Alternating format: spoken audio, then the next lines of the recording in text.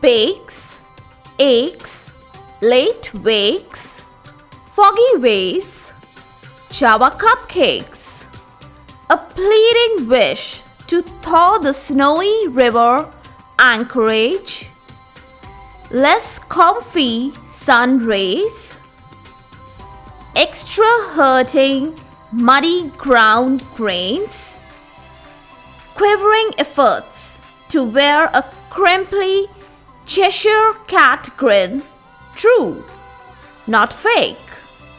Zephyr could not be sweetened, 'tis the damn season.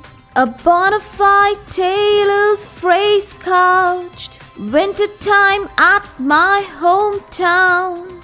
A little hint of changing weather along with the changing topic of the day. The dose-response relations or the dose-response curves. Welcome all to Is Pharmacology Difficult podcast. I'm your host, Dr. Radhika Vijay, MBBS MD Pharmacology, and this is the audio hub to get the best simplified basic tips, strategies, methods, and lots of ideas to learn better, understand better, and make your concept crystal clear.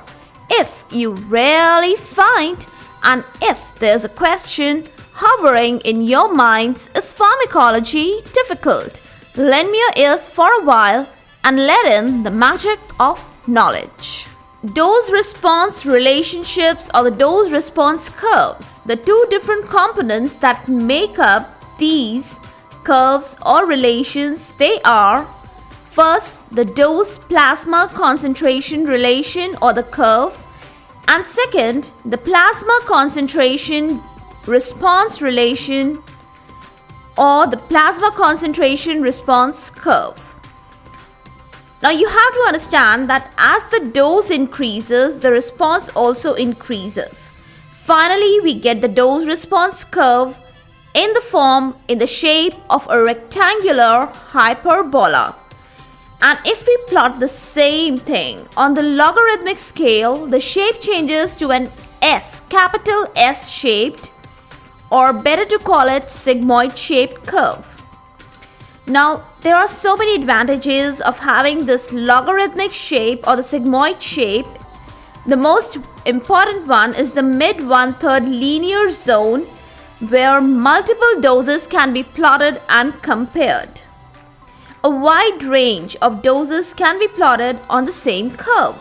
The middle portion, it signifies and helps to find the capital ED50, that is the effective dose.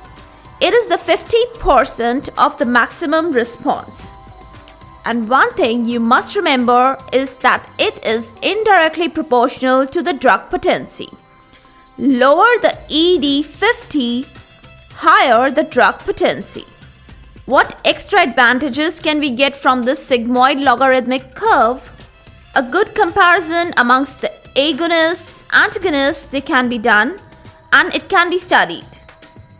My holy grail of today's dialogue is to explain terms like drug potency, drug efficacy, in context of the dose-response curve. Now, drug potency is determined by the point of the dose-response curve, or we can abbreviate it as famously capital DRC, where it corresponds to the axis of the dose. A good to define sentence for this is that drug potency is the amount of drug needed to produce a certain response. The shifting of the capital DRC holds great importance in relation to the dose axis. The right shift signifies the low potency, while the left shift, it signifies the higher potency. A great parameter to note with this knowledge is the relative potency. Mind it, I'm not talking about the absolute potency. Relative potency means when the comparison is made amongst the doses. So one nice to make conclusion with all this concept is that when it comes to the dose choice, one cannot ignore the importance of the drug potency. Now, next important parameter is the upper limit or the upper height, which determines the maximum response shown by the drug. And when it comes to the choice of drug, the most prominent parameter to consider is the drug efficacy. Both high and low efficacy are clinically of great benefit. I can give you examples of both. Highly efficacious diuretics like furosemide, they can easily mobilize the fluid of edema. And another example of the low efficacious diazepam or the benzodiazepines, which makes them highly safe drugs. And lastly, my words are all about the slope of the dose response curve or the DRC.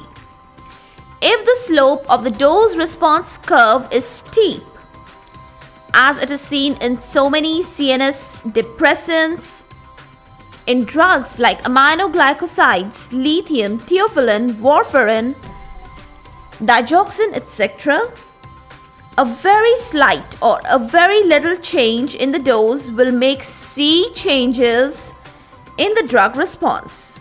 Great amount of changes in the drug response. And then we can use this concept to individualize the doses of the drugs.